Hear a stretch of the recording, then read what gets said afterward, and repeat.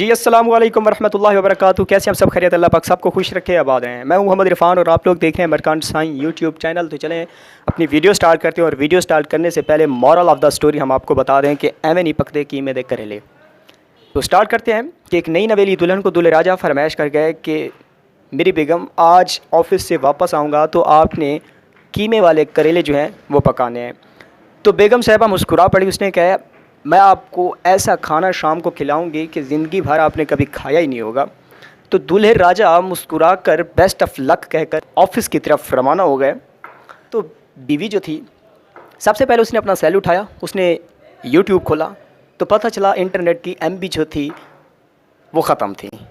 उसके बाद क्या हुआ कि वो कमरे से बाहर निकली। कमरे से बाहर जैसे निकली तो उसने अपनी सासू माँ को आवाज़ देना शुरू कर दी, माँ माँ माँ। तो उधर से सासू माँ ने आवाज़ दी, जी बेटा खैर है, क्या मसला है, आवाज़ क्यों दे रही हैं? तो उसने कहा माँ एक्चुअली मैंने शाम का खाना बनाना है तो मुझे किचन की जो सेटिंग है थोड़ी सी गाइडलाइन दे दें। तो सासू माँ मुस्कुरा पड़ी। तो उसने कहा कि ठीक है बेटा आप आएँ, मैं आपको सब कुछ बताती हूँ। दोनों सास और बहू किचन में चल पड़ी। किचन में चलने के बाद सबसे पहले सासू ने कहा कि ऐसा करें कीमे को फ्राई करें। तो बहू ने कहा ये भी मुझे पता था। उसके बाद सासू ने कहा कि ऐसा करें करेले छील लो। तो बहू ने कहा ये मुझे पता था। उसके बाद फिर सासू ने कहा ऐसा करें करेले चेक करके इसके अंदर जो बीज है वो निकाल लो। बहू ने कहा ये भी मुझे पता था। अब ये भी मुझे पता था, ये भी मुझे पता था। सासू जो उनकी थी वो ये सुन सुन के जो है ना जी उसका दिमाग ख़राब हो गया था। उसने कहा चल ठीक है। उसने कहा ऐसा करो ये जो करेले हैं इसको मिट्टी से भर के इसके ऊपर धागा लपेट दो। तो बहू ने कहा ये भी मुझे पता था। अब जो उसकी सास थी उसने कहा ऐसा करो ये जो मिट्टी से भरे करेले हैं इसमें कीमा डाल के इसको थोड़ी देर के लिए पकने छोड़ दो। तो बहू ने कहा ये भी मुझे पता था। अब हुआ क्या, शाम हो गई। उसका शौहर जो है वो ऑफिस से घर रवाना हुआ। जब घर पहुंचा तो करेलों की खुशबू से उसके मुंह में पानी भर आया, उससे रहा ना गया। उसने उसके हाथ में जो बैग था वो ज़ोर से उसने दूर फेंका और जो है ना जी वो बेगम को आवाज़ देने लगा कि बेगम साहिबा ऐसा करो खाना तैयार करो, टेबल लगाओ, भूख लगी है, आज साथ खाना खाएंगे। क्योंकि ज़िंदगी में पहली बार जो है ना जी मैं आपके हाथ का खाना खा रहा हूँ और उम्मीद करता हूँ कि बहुत ज़्यादा लजीज बना होगा। उधर से दुल्हन भी बहुत ज़्यादा खुश थी कि आज मियाँ साहब खाना खाएंगे तो क्या याद करेंगे। खैर टेबल लग गया, खाना आ गया। दूल्हे राजा साहब ने जैसे ही एक लुकमा मुंह में उसने डाला तो हुआ क्या, ये हुआ कि उसका मुंह पहले तो पानी से भर गया था, बाद में ये हुआ कि उसका मुंह मिट्टी से भर गया है।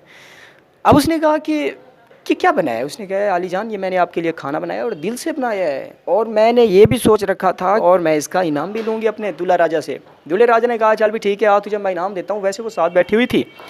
तो दूल्हे राजा ने क्या किया, एक ज़ोरदार थप्पड़ उसके गाल पे रसीद कर दी। उसने कहा पागल की बच्ची ये खाना बनाया तूने?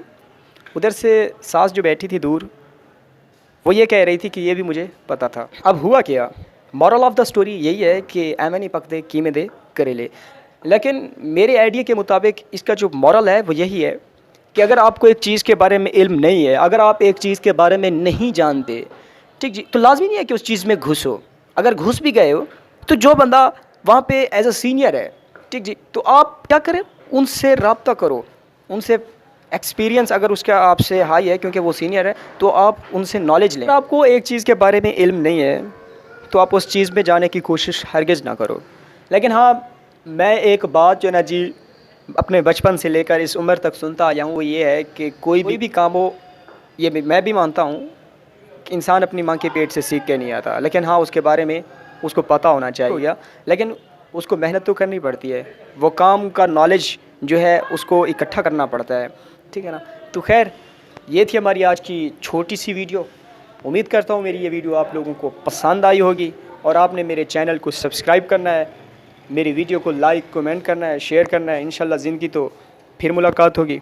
हमें अपनी दुआओं में याद रखना है। ओके एंड अल्लाह हाफिज़।